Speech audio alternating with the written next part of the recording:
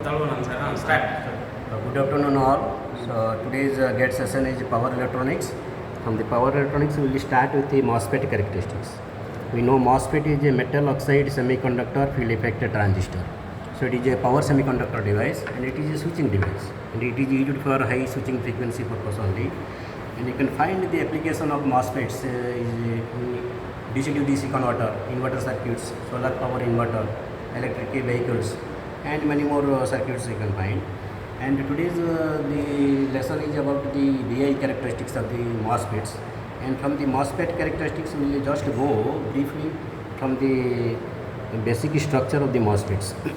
So we will first take a p-type, a block of a p-type semiconductor material, and on the two portion on the same side of the p-type semiconductor material a heavily doped N regions are embedded, and these the two N regions are made for two terminals of the MOSFETs. One is called as a drain and one is called as a source.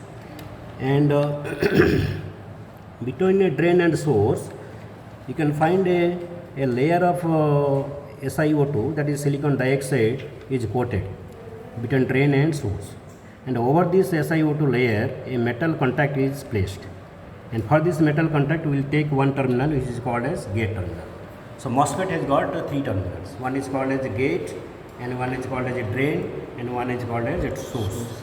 So gate terminal is called as control terminal, and drain and source are called as power terminal. And the terminal which is connected to the positive terminal of the source is called as a drain terminal. So this is a drain because it is connected to the positive terminal of the source, it is called as a drain.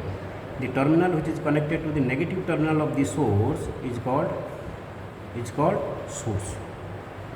Okay, and the gate terminal is connected is between the gate and the source. So now what will happen, even though when the gate drain to source voltage is applied, we can find there are two junctions. One is N terminal to P, N to P and P to N. So there are two PN junctions, NP, PN. This NP is the reverse biased junction because it is connected to positive terminal of the voltage source N, and it is P, so it is the reverse biased. And this P to N, this is called forward biased. So even though we are applying the drain to source voltage, the current will not be flowing from drain to source because the channel or path is not created between drain to source. For creating the path or channel, what we have to do, we have to apply some gate voltage. So gate terminal is made positive with respect to the source. So this is the gate, the positive terminal, this is negative terminal. So when the gate terminal is positive, then you can find, because it is a p-type subtract, so what will happen, majority charge carriers are holes and minority charge carriers are electrons. So because it is a positive terminal, so minority charge carriers, that is electrons, are gets attracted and accumulated over here. So as the gate voltage is increased and increased, you can find a channel is created between drain and source. So now a path is created. So path is created means when we apply the gate to drain to source voltage, then current will be flowing from the drain to source like this. That will show in our experimental kit. So this is our VGS. VGS stands for gate to source voltage, and ID stands for drain current, and VDS stands for drain to source voltage. So the connections are made as per the circuit diagram. This is the circuit diagram is like this. Okay, the VGS, gate to source voltage. As I told you, the voltage, one voltage source is connected between a gate to source voltage, and one voltage source is connected between drain to source voltage, and one current ammeter is connected for measuring the drain current. Okay, so now what we will do, I am just see, you can find is gate to source voltage is 0 and drain to source voltage is also 0. I am just increasing the drain to source voltage. As I am increasing the drain to source voltage, you can find no drain current flows.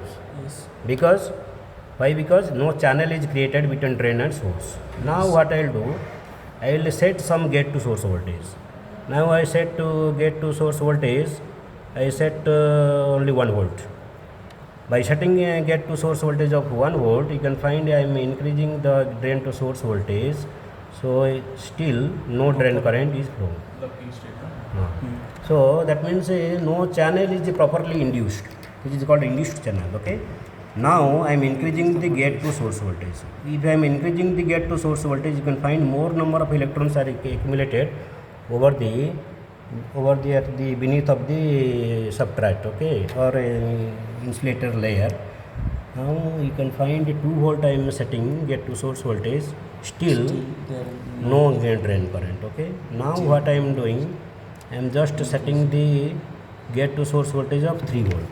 Now I am increasing the drain to source voltage. Now you can find the drain current flow. Okay. Yes. Now you can find. So this voltage is something called as the threshold voltage. The voltage at which the drain current starts flowing, okay, is called threshold voltage. So this is our threshold voltage of 3 volt. Now you can find, if I am increasing the, after some time you can find the current will be remaining constant. Okay, the graph you can find like this. Yes. Okay. Now it will be the graph is drawn between the drain current versus drain to source voltage. Okay. Now I am setting one more gate to source voltage to 4 volt. Okay. So again I am increasing the drain to source voltage. You can find the drain current is increasing. Okay. Thank you.